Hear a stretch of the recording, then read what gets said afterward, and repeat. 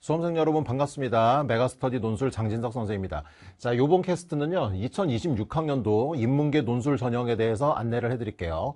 자, 일단 여러분들 뭐 학종이라든지 교과라든지 이렇게 뭐 수시에서 상당히 많이 뽑는 전형들이 있지만, 뭐 거기서 기회가 된다면 좋겠죠. 하지만 뭐 학종의 기회나 교과의 기회 같은 것들이 이제 모든 학생에게 주어지는 게 아니다 보니, 그리고 또 정시만 바라보고 여러분들이 입시를 준비하기에는 또 불안정성도 굉장히 큽니다. 그래서 여러분들한테는 논술이 굉장히 훌륭한 대안이 될 수 있을 거예요. 일단 제목을 보면 알겠지만 6번의 기회가 있습니다. 물론 뭐 학종이랑 논술을 나눠서 뭐 4대2, 2대4 이렇게 쓸 수도 있겠지만 대다수의 학생들이 논술 전형을 6개를 다 지원하는 경우가 많아요. 그런데 이제 묻지마 지원, 막무가내 지원 이런 식으로 하는 지원자들이 많다 보니 사실 논술의 경쟁률이 엄청 높더라도 허수가 굉장히 많습니다. 그렇다면 우리가 좀 더 체계적으로 준비를 한다면요, 충분히 승산이 있어요.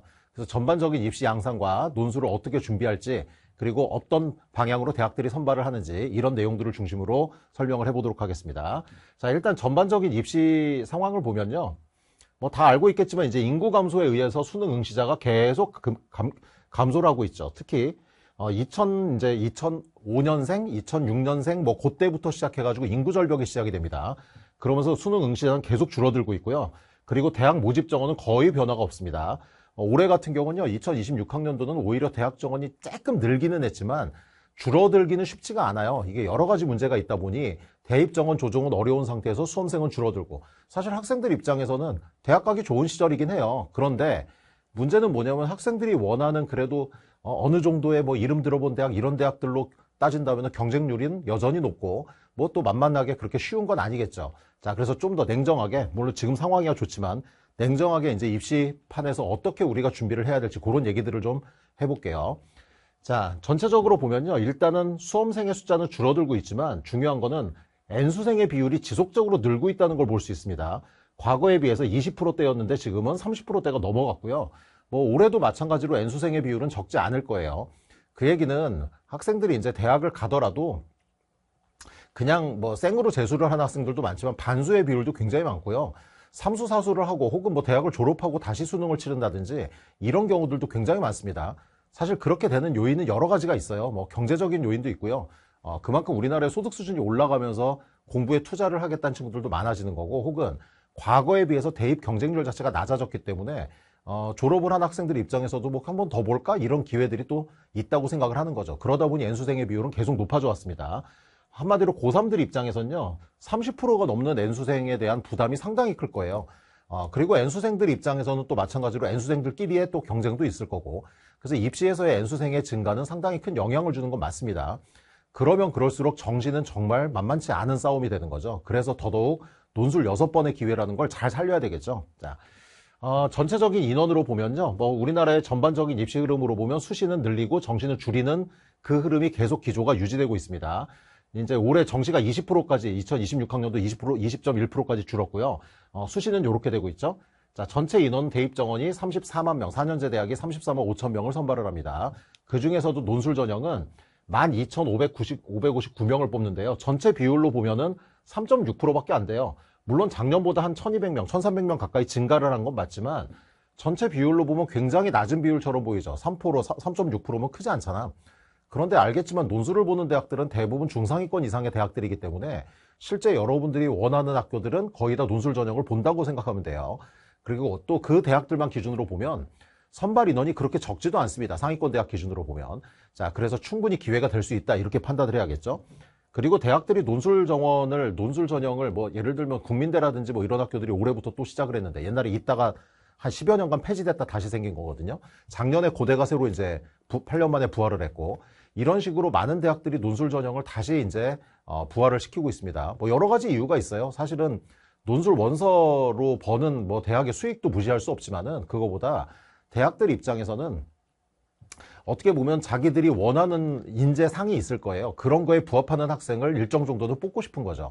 물론 수능이라는 좋은 제도가 있기는 하지만 수능도 한계에 부딪혔다는 얘기가 많이 나오고, 그래서 대학에서는 대놓고 대학별 본고사를 치를 수는 없다 보니 제도상 논술 형태를 빌려가지고 이제 그런 식으로 학생들을 선발하는 경향이 높아지고 있습니다.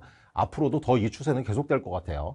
자, 그리고 출제 유형을 잠깐 설명을 할게요. 대학별로 논술 문제라 그래서 다 똑같은 게 아니에요. 물론 여기 위에 있는 약수령 논술을 뺀 나머지 대학교는 논술의 기본 출제 원리는 다 똑같습니다. 내가 특정 대학을 목표로 한다고 해서 그 대학 것만 준비하면 안 돼요. 수능 최저가 어떻게 나올지도 모르고요. 논술 문제는 교육과정 대출제라서 돌고 돌면서 내기 때문에 이 대학 저 대학 문제들을 골고루 풀어보는 게 좋습니다. 자, 일단 여기 보면 이제 약수령 논술이라고 있죠. 뭐 다들 알고 있겠지만 약수령 논술은 주관식 수능이라고 생각하면 돼요. 수능을 기반으로 하고 내신에서 주관식 서술형을 쓰는 것처럼 쓰는 문제예요. 그리고 대부분 대학들이 인문계 선발을 할 때도 국어와 수학을 동시에 출제를 합니다. 그러니까 수포자들은 약수령 논술을 보는 게 쉽지 않을 거예요. 물론 수학이 안 들어가는 약수령 논술도 있지만 대부분 들어갑니다. 그러다 보니 국어나 수학 과목 EBS 열심히 공부하고 수능 공부 열심히 하는 학생들한테 기회가 주어지겠죠. 꽤 많은 대학들, 뭐 문과 기준으로 치면 한 12개인가 뭐 그 정도 될 거예요. 이과까지 치면 한 15개 정도 되고 그 대학들이 약수령 논술로 선발을 합니다. 자, 미리 얘기를 하면요. 내가 수업 시간에 하는 이 강의는 약수령 강의는 아니에요. 그러니까 이 대학들은 해당 사항이 없습니다. 요 대학들은 또 약수령 강의를 해주시는 선생님들이 있으니까 그분들 수업을 잘 들으면 충분히 도움이 될 거예요. 그리고 어차피 이거 수능 실력 기반으로 하는 거니까 수능 공부 꾸준히만 잘하고 있다면 또 충분한 기회가 될 수 있습니다. 자, 주로 이제 우리가 수업 시간에 다루는 내용은 여기부터예요. 지금 인문사의 통합, 뭐 자료 제시 이렇게 나눠 놓기는 했지만 기본 뼈대는 똑같습니다. 그래서 자료가 나오느냐, 뭐 수리논술이 나오느냐, 영어 제시문이 나오느냐 이런 거에 따라 분류를 한 거고요. 기본 뼈대는 다 똑같아요. 그래서 주요 대학들은 거의 다 이제 이 범주에 들어오고 특히 이 중에 약간 독특한 형태로 출제하는 학교가 몇 개 있어요. 대표적으로 경북대 같은 경우는 AAT 논술이라 그래서 약수령 논술과 일반 인문 논술의 중간 형태 정도 됩니다. 자, 그리고 국민대는 아까 말했듯이 이제 올해 신설이 됐는데 아직 국민대가 지금 이 시점 기준으로 보면 1월 시점으로 기준으로 보면요. 약수령 논술로 출제할지 옛날처럼 일반적인 인문 논술로 출제할지는 아직 확정이 안 됐어요. 이건 나중에 좀 확인을 해봐야 될 것 같아요. 옛날에 내내 국민대 논술이 치러졌던 걸 보면은 그냥 일반적인 인문 논술 형태였다고 생각을 하면 될 것 같아요. 물론 약수령으로 출제할 수도 있습니다. 자, 그리고 또 성균관대 같은 경우가요. 자료가 나오는데 올해부터 성균관대 문제 유형이 바뀝니다. 크게 변화가 생길지 어떻게 될지 모르겠어요. 예고만 해놓고 아직 예시 문제가 나오지 않아서 또 봐야 될 것 같은데 성대 같은 경우는 이제 그 통합형 교과 2028학년도부터 문이과가 완전히 통합되는 통합형 교과 과정이 적용이 되기 때문에 거기에 대응해서 이제 문제를 출제를 하는 것 같아요. 그래서 예고만 돼 있고 문제가 나와봐야 알 수 있습니다. 근데 뭐 크게 달라지는 건 아니고 기존에 있던 인문계 논술을 기반으로 뭔가 살짝 변화가 좀 있을 것 같아요. 그리고 나머지 대학들은 뭐 이렇게 이제 이런 유형들이 있고요. 그 다음에 이제 수리논술이 출제되는 학교들이 있는데 수리논술이라 그래서 이제 굉장히 높은 수학 실력을 요구하는 건 아니에요. 물론 이 중에서 건대, 그 다음에 한양대 요 두 개 대학, 건대 모든 과 아니고요. 건대 인문사회 2, 그러니까 이게 상경 계열이에요. 그리고 건대 인문자전 말고 건대 KU자전이라고 따로 있습니다. 그리고 한양대는 상경 계열하고 인터칼리지 학부라는 데가 있어요. 요 학과들만 수리논술을 치릅니다. 그리고 건대하고 한양대의 수리논술은요. 굉장히 어려워요. 그래서 수학 꽤 잘해야 됩니다. 최소 2등급 이상 돼야 되고요. 특히 건대 문제가 아주 어렵게 출제가 되는 학교인데 수학 잘하는 학생들 입장에서는 상당히 유리할 수 있습니다. 그러니까 인문 논술 준비를 많이 못했더라도 이게 배점도 50점, 60점씩 돼요. 수리논술 배점이. 한양대가 50점이고 건대가 60점이에요. 그러다 보니 수학에서 상당히 이제 당락이 결정되는 경우가 많죠. 그렇다고 인문 논술이 또 그렇게 만만하게 풀 수 있는 수준도 아니에요. 굉장히 어려운데 어찌됐든 간에 수학이 유리한, 수학 잘하는 학생들한테는 분명히 기회가 될 겁니다. 그리고 나머지 이대, 경희대, 중앙대 같은 경우는요. 뭐 숭실대 마찬가지고 특히 이대, 중앙대, 경희대 같은 경우는 수리논술 배점이 20점에서 30점 정도 됩니다. 사실 이거는 틀리면 안 돼요. 다 맞아야 돼요. 그거는.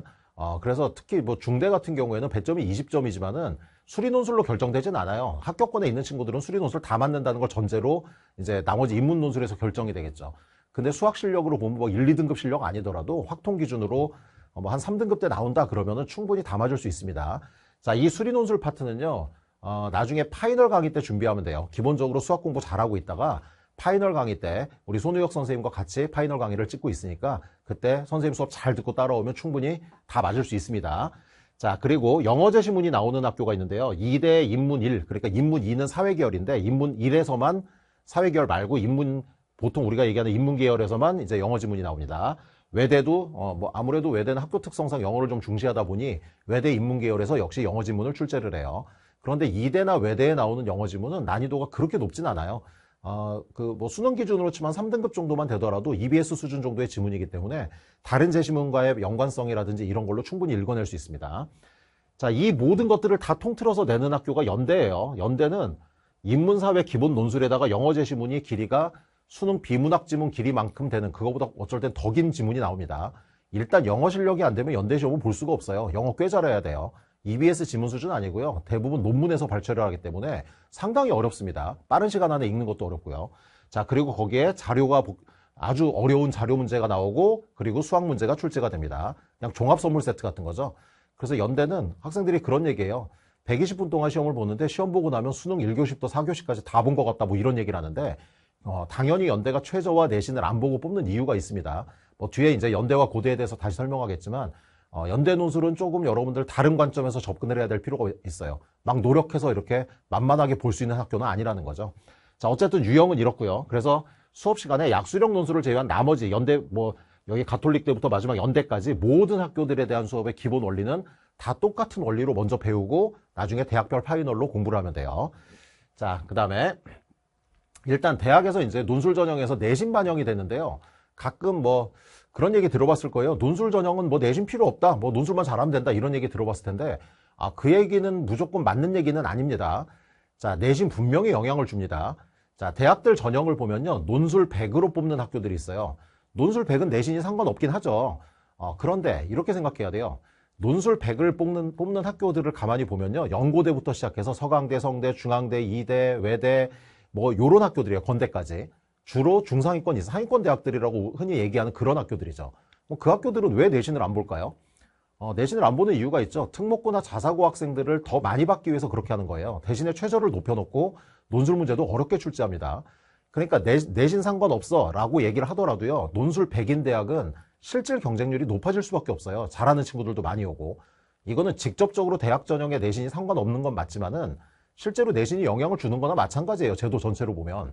그리고 이제 그 다음에 예를 들면 홍대, 건대, 동대, 건대는 빼고요. 홍대, 숙대, 동대, 그리고 이제 세종대, 숭실대 등등등 나머지 학교들은 내신을 10%나 많은 경우 40% 정도를 반영을 합니다. 물론 내신이 결정적 영향을 주는 건 아니지만요. 내신이 5등급을 넘어가는 학생들은 조심해야 돼요. 아무래도 지원의 기회가 줄어들 수 있습니다. 합격자가 없는 건 아닌데 논술 굉장히 잘 써야 돼요. 거의 만점에 가까운 답 써야 합격하는 학교도 있고요. 어떤 경우 6등급이나 7등급 학생들 같은 경우도 논술 전형에 많이 들어오는데, 그런 경우에 아예 지원 자체가 불가능한 학교도 많습니다. 실제로 학교에서 나온 점수를 보면요, 이거 뭐 몇 점 안 깎이네 라고 생각할지 모르지만요, 대학에서 발표한 자료를 보면 합격 사례가 별로 없어요.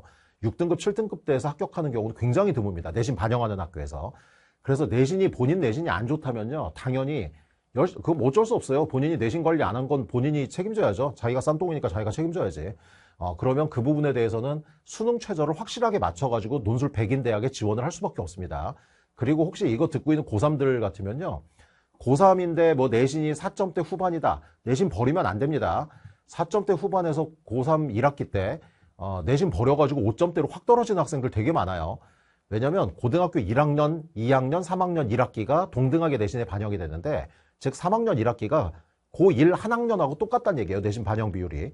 그렇게 치면은 고1 때, 3학년 1학기 때 대충 내신 챙기면은 내신이 좀 안 좋은 학생들은 확 떨어질 가능성이 높아요. 그렇게 되면 실제로 원서 쓸 때 상당히 불리해집니다. 4점 몇 정도는 유지를 해야 돼요. 4점 후반도 좋으니까 4점대는 유지를 하세요. 그리고 만약에 내가 5점 초반이다, 1, 2학년 내신이 5점 초반이다 그러면 공부 좀만 더 하세요. 그러면 4점대 안으로 들어갈 수 있어요. 확실히 지원할 수 있는 폭이 넓어지겠죠. 그리고 폭이 넓어지는 만큼 또 합격 가능성도 높아져요. 아까 얘기했듯이 다 논술 100인 대학들만 쓰는 거 만만치 않습니다. 자, 그래서 내신에 대해서는 무조건 뭐 상관없어 라고 생각하지 말고, 내가 관리할 수 있는 부분에선 관리를 하는 게 좋아요. 그리고 재수생들이라면 뭐 이미 내신은 결정돼 있으니 그 상황에서 본인 내신 상황에 맞춰가지고 준비를 해야겠죠. 내신이 5등급 이하의 안 좋은 상황이라면 열심히 수능 공부해서 최저 높은 학교 쓰세요. 논술도 더 공부 열심히 하고. 세상에 공짜는 없어요. 뭐든가 이제 대학에서는 일종의 허들, 장벽을 만들어 놓고 여기서 걸러내는 기능들을 하는 거예요. 그게 최저든 내신이든 100% 논술로 뽑는다 그래도 그런 장치들이 있는 거죠. 아예 그런 장치가 없는 학교는 연대인데요. 아까도 얘기했지만 연대는 어마어마한 논술의 변별력이 있기 때문에 내신이나 최저를 안 봐도, 수능 최저 안 봐도 충분히 우리 대학에서 똘똘한 놈 가려낼 수 있어. 약간 이런 문제를 출제를 합니다. 그러니까 당연히 문제가 어려울 수밖에 없죠. 자, 그러면 대학별로 보면요, 내신 반영 방법이 다 다릅니다. 그래서 여러분들 내신이 그냥 대충 뭐 4점 초반이에요 정도, 4점 중반이에요 이런 학생들은 상관없어요. 4점대 친구들을, 3점대 물론이고 4점대 친구들은 전혀 고민 안 해도 됩니다. 아무데나 써도 돼요. 그런데 내신이 만약에 5점대를 넘어간다 그러면 반드시 계산을 해봐야 됩니다. 뭐 지금 당장 할 필요는 없고요. 나중에 원서 전에 여름쯤에 계산 한번 해보세요. 고3 같은 경우 기말고사까지 끝나고 계산해봐야 돼요. 그 계산은 어떻게 하냐면 여러분들이 뭐 계산기 두들겨서 하는 게 아니라 메가 사이트나 이런 데 들어가면 내신 계산하는 프로그램이 있습니다. 뭐 여러 입시 관련 사이트들에 그게 있어요. 거기다 넣어보면 대학별로 워낙에 반영 방법과 반영 과목이나 뭐 비율이 다 다르기 때문에 아주 복잡해요. 그래서 넣어보면은 그 대학에 내신의 환산 점수로 몇 점 이렇게 계산이 나옵니다. 그리고 그 대학을 지원할 수 있는지 없는지 그 가능성까지도 나오게 돼요. 그러니까 꼭 이런 사이트들을 활용해서 내신을 정확하게 계산하도록 하세요. 그리고 비교과에서 가끔 감점되는 경우가 있는데 고3들은 큰 문제가 없는데요. 재수생들 같은 경우에 고3 수능 끝나고 나서 무슨 세상 끝난 것처럼 학교 안 가버려가지고 무단결석 15일, 20일 이렇게 찍힌 학생들이 있어요. 재수생 중에 굉장히 많이 봤습니다. 그거 되게 위험해요. 비교과를 반영하는 대학들이 몇 개 있습니다. 중대나 외대, 뭐 동대 이런 외대는 아니고 중대나 동대 같은 학교가 반영을 하는데 실제로 그 학교들에서 무단결석이 15일 이렇게 되면 지원하면 안 돼요. 표면적으로 보면 감점이 1, 2점밖에 안 되는 것처럼 보이지만 실제로 합격하기 굉장히 어렵습니다. 이것도 일종의 성실성을 보는 거기 때문에 그런 경우라면 본인이 원서 쓸 때 좀 고려를 해야겠죠. 자, 그리고 고3들이라면 올해 수능 끝나고 나서 뭐 세상 끝난 것처럼 학교 다 안 가고 이러지 마세요. 학교 열심히 가든가 뭐라도 써서 돼서 사고결, 무단결석은 생기부에 남지 않도록 해야 됩니다. 그리고 봉사활동을 보는 학교는 옛날엔 많았는데요. 지금은 봉사활동을 보는 학교는 없어요. 그리고 봉사활동을 직접 보지는 않지만 한양대 같은 경우는 이제 학생부 종합평가라 그래서 그걸 어떤 식으로 본다 그러는데 기준은 발표를 하지 않았습니다. 근데 뭐 크게 영향을 주는 것 같진 않아요. 일단은 출결이 중요합니다. 비교과에서는. 모든 대학이 비교과 반영하는 건 아니니까 그것도 좀 이따가 이제 보여줄게요. 또 지원 가능한 대학을 선별해야 되는데 만약에 내가 내신이 괜찮다 그러면 괜찮다는 거는요. 논술 전형에서 3점대 초반, 2점대 후반이면 굉장히 좋은 내신이에요. 왜냐하면 2점대 중반 정도만 하더라도 웬만한 대학들 학종으로 쓰잖아요. 그러니까 논술 쓰는 친구들 중에 2점대 후반 친구들은 많지 않습니다. 3점대 초반도 좋아요. 그렇다면 내신 반영이 큰 학교들, 예를 들면 세종대, 숭실대, 아주대 이런 학교들이 있어요. 실질 반영 비율 큰 학교들. 그런 학교들이라면 상당히 유리할 수 있습니다. 그래서 그런 것도 오히려 전략적으로 활용할 수 있어요. 내가 내신이 좋은 편이면 내신 반영이 높은 학교에 지원을 하는 거죠. 자, 그래서 이런 내용들은요. 지금 간단히만 얘기했는데 메가캐스트에 매년 여름쯤에 이 내용을 올립니다. 뭐 작년도 버전은 올라가 있는데요. 그거는 올해 좀 바뀐 부분이 있으니까 참고할 필요는 없고 올해 또 새로 올릴 거예요. 그래서 어느 정도 내신으로 어느 대학까지 지원 가능하고 이 대학은 지원하면 안 되고 이런 얘기를 할 거니까 나중에 원서 쓰기 전에 9월 평가원 시험 끝나고 그 다음 주에 원서 쓰니까 그 전에 확인들을 해놓도록 하세요. 내신 관련된 건. 자, 대학별로 뭐 이거 다 설명할 수는 없고요. 그냥 눈으로 쭉 보세요. 본인이 이제 어느 정도 최저 맞출 수 있는지 혹은 목표가 어떻게 되는지 이런 것들 확인하면 되겠죠. 그리고 이 내용은요. 일단 지금 1월 초 시점으로 잡아놓은 건데 대학별로 조금 변화가 생길 수도 있고 혹시 모를 내가 여러 번 확인했지만 오타가 있을 수도 있으니까 반드시 대학 홈페이지를 확인을 하길 바랍니다. 자, 어쨌든 내용 뭐 대학 뽑는 학교들은 이렇게 돼 있고요. 최저도 한번 쭉 확인을 해보세요. 아까 얘기했듯이 이렇게 교과를 보는 학교들이 있고 그 다음에 이제 교과와 함께 비교과까지 같이 보는 학교, 동국대 같은 경우는 비교과 10% 이런 게 출결 본다는 얘기예요.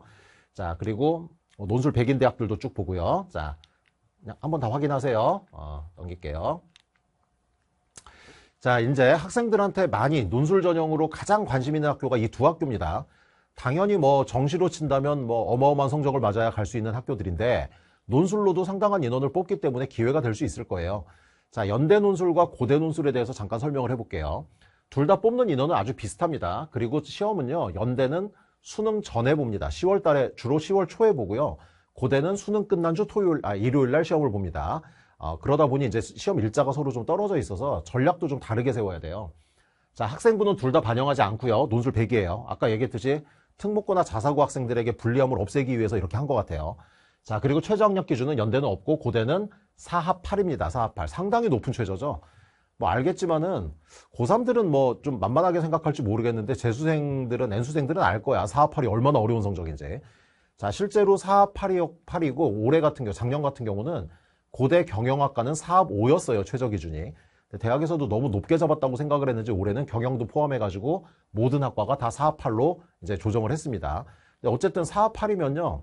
뭐 전과목이 2등급대란 얘긴데 요 정도면은 인서울대학에 그래도 웬만큼 좋은 학교들 정시로 갈 수 있는 성적은 됩니다. 그렇다고 해서 물론 고대를 갈 수 있는 성적은 아니에요. 고대 거의 뭐 5, 1등급 맞아야 되는 학교인데 그래서 이제 이 최저 기준으로 보면요. 예를 들면은 건동옥 라인 정도 그 정도 정시로 가능한 친구들이라면 당연히 논술 준비를 해야 돼요. 최저 충족 가능성이 있다면 무조건 준비해야 됩니다. 자, 연대 같은 경우는 무조건 하라는 얘기는 안 해요. 이거는 완전히 다른 차원이니까. 논술 문제 난이도가요. 고대는 그냥 어려운 편이라면 연대는 극상이에요. 그냥 극상이라고만 썼는데 정확히 얘기하면 극상의 문제입니다. 자, 여기다 써놨죠. 이게 문제 유형을 보세요. 인문, 영어 제시문, 자료 해석에 수리 논술이 나오고요. 그 다음에 인문 문제 3개, 수리 문제 하나가 나옵니다. 일단 굉장히 지문도 길고요. 어려워요. 고전이나 이런 것들이 나오는데 상당히 파악하기 어렵습니다. 그러니까 지문 자체 독해가 어려운 게 아니라 그것들의 연관성을 찾는 것도 어렵고요. 자료도 표면적으로 눈에 보이는 것만 갖고는 절대 글을 쓸 수가 없어요. 물론 영어 제시문의 허들도 넘어야 돼요. 그리고 수리 논술 25점짜리 수리 논술 문제도 맞아야 됩니다. 상당히 많은 능력이 있어야 된다는 얘기죠. 그래서 경쟁률로 놓고 보면요. 60대 1에서 100대 1, 경영학과 같은 데는 100대 1 가까이 나옵니다. 인기학과니까.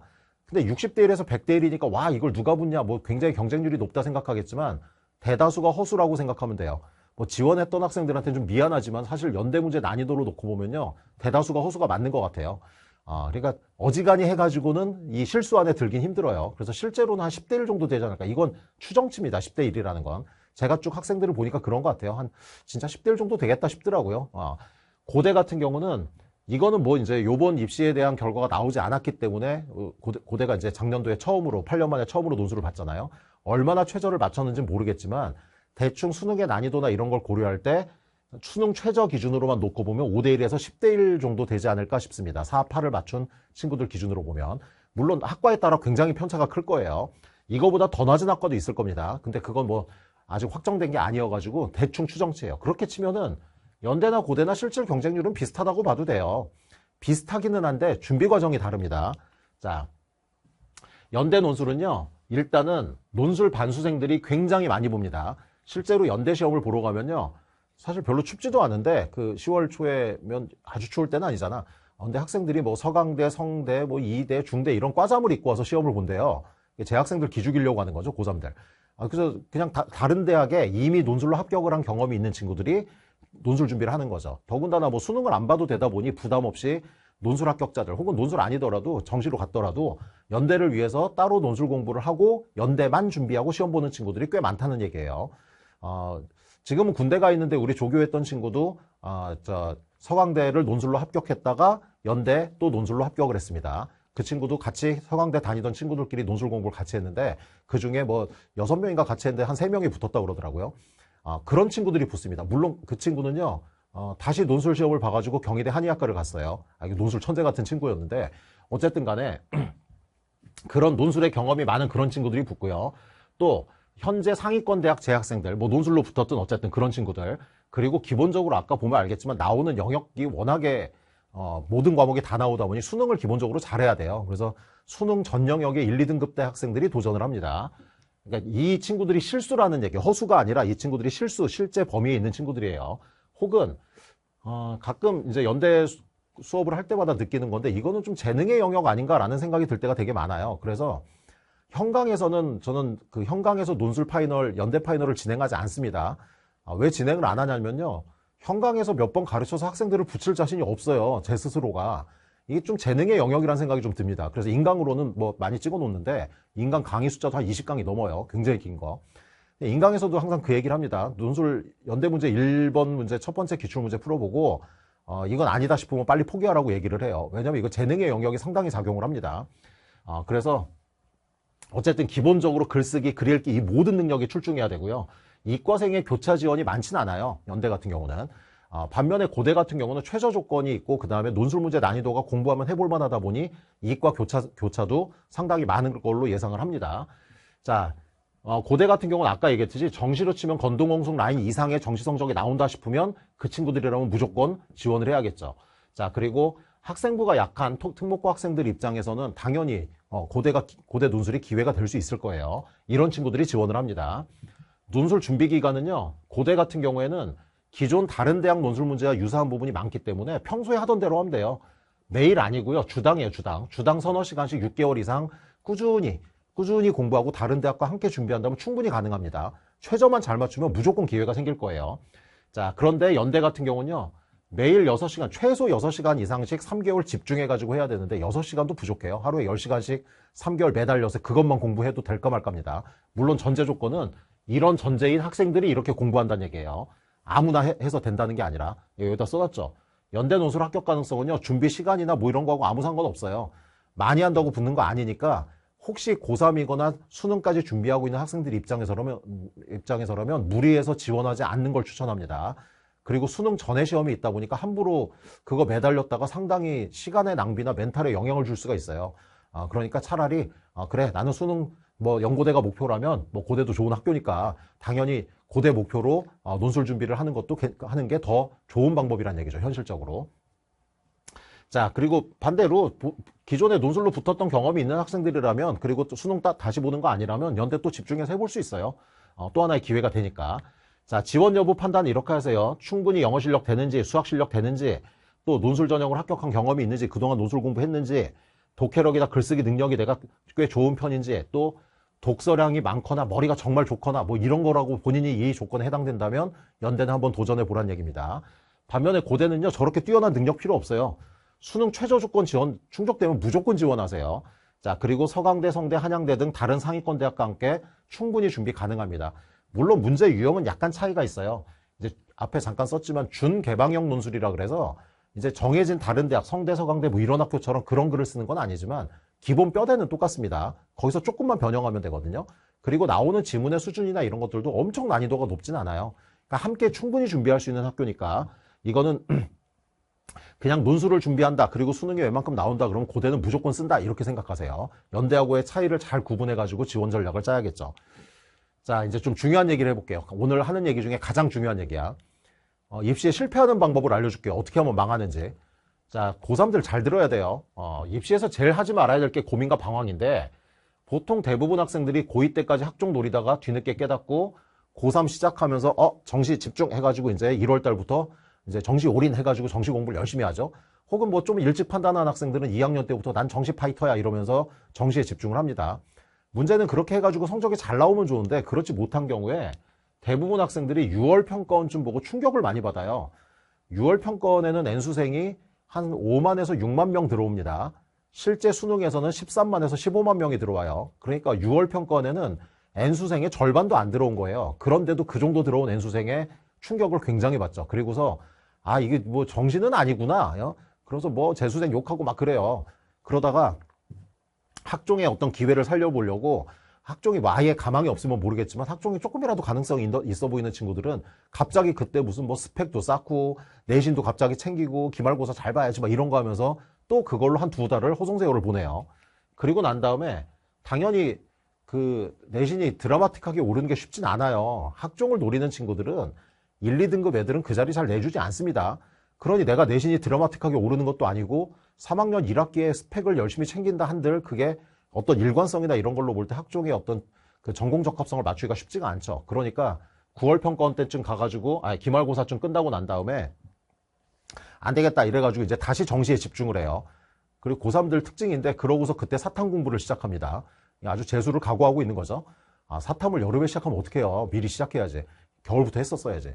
자, 어쨌든 간에 그러고서 정시를 하겠다고 또 매달리는데 9월 보고 현실을 더 깨닫게 되죠.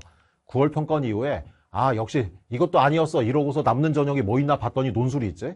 그래서 9월 평가원 이후에 논술 수강생이 급증을 합니다. 뭐 현강도 마찬가지고요. 다른 논술학원도 마찬가지예요. 그리고 그때 Q&A 질문에 게시판에 질문도 가장 많이 올라옵니다. 제가 지금 상황이 올 5등급이고 수능도 5등급 내신도 5등급인데 뭐 논술로 가능한가요? 뭐 이런 질문들이 정말 많이 올라와요.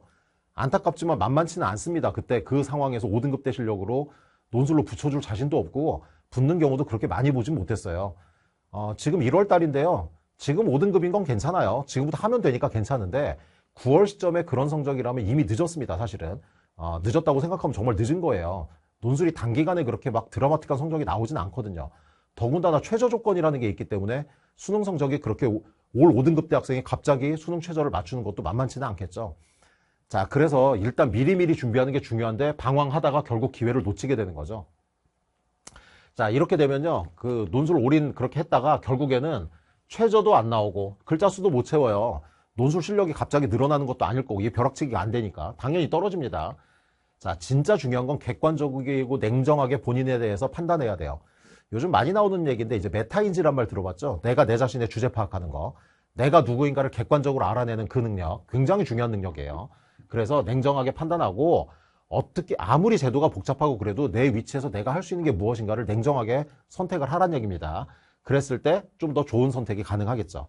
자, 어떻게 하면 붙는지 알려줄게요. 성공하는 코스를 알려줄게요.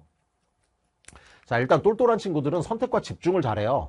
고2 때까지 학생부 딱 보면요, 본인이 알잖아요. 이 학생부로는 내가 원하는 학교를 갈 수 없겠다. 물론 눈높이와 현실과 이상의 괴리가 너무 크면 그것도 문제지만 본인이 대충 판단할 수 있잖아요. 아, 그래, 내가 이 정도면 이 정도 대학은 생각하는데 이건 힘들겠다 싶으면 그때 정확하게 전략을 수립해요. 그리고 1월 달에 1월부터 시작해가지고 고3 겨울방학부터 정시하고 논술을 병행해서 준비를 합니다. 어차피 학종 지원부터 할 거면 6논술과 정시로 간다 이렇게 하는 거예요. 논술 올인도 절대 안 돼요. 당연히 정시가 입시의 기본이고 거기에 논술을 덤으로 하는 거죠. 이런 친구들은요, 흔들리지 않습니다. 그래서 다른 친구들 중간 기말고사 할 때 뭐 어정쩡하게 내신 챙기고 뭐하고 이런 거 할 때 감점 당하지 않을 정도로만 내신 관리하고 그 뭐 엄청 안 해도 돼요. 그냥 벼락치기만 해도 괜찮습니다. 자기 내신이 한 4점대 된다 그러면. 그리고 그 시간에 수능 공부와 논술 공부 시간을 확보하는 거죠. 자, 제일 중요한 게 뭐냐면요, 이거예요. 붙는 친구들은 이렇게 해요. 9평 이후에 당연히 수능 비중을 압도적으로 높이고요. 논술 비중은 줄여야 됩니다. 자, 논술은 감이 떨어지지 않을 정도로만 유지하면 돼요. 9월 이후에. 물론 그 전에 공부해 놓은 게 있어야겠죠, 당연히. 떨어지는 친구들은 이거 반대로 해요. 9월 이후에 수능 비중 줄이고 논술을 많이 합니다. 굉장히 안타까워요. 그럼 나중에 아까처럼 최저도 안 나오고 논술도 못 한다니까. 2달 열심히 논술한다고 논술 실력이 드라마틱하게 올라가지 않는다니까요.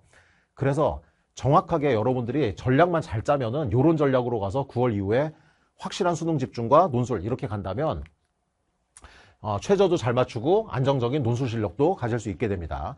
자, 실제로 많은 학생들이 이렇게 냉정한 판단 잘 못하는데요. 왜 그러냐면 그 생각 중에 하나가 논술을 한다라는 게 심리적으로 되게 부담이 돼요. 왜냐면 아니 경쟁률이 그렇게 높은데 그게 되겠어? 라는 생각도 있고 또 하나는 뭔가 또 다른 공부를 해야 된다 이렇게 생각을 해요. 그런데 논술은 어차피 우리 입시제도에 있는 거고요. 교육과정 내에서 출제를 합니다.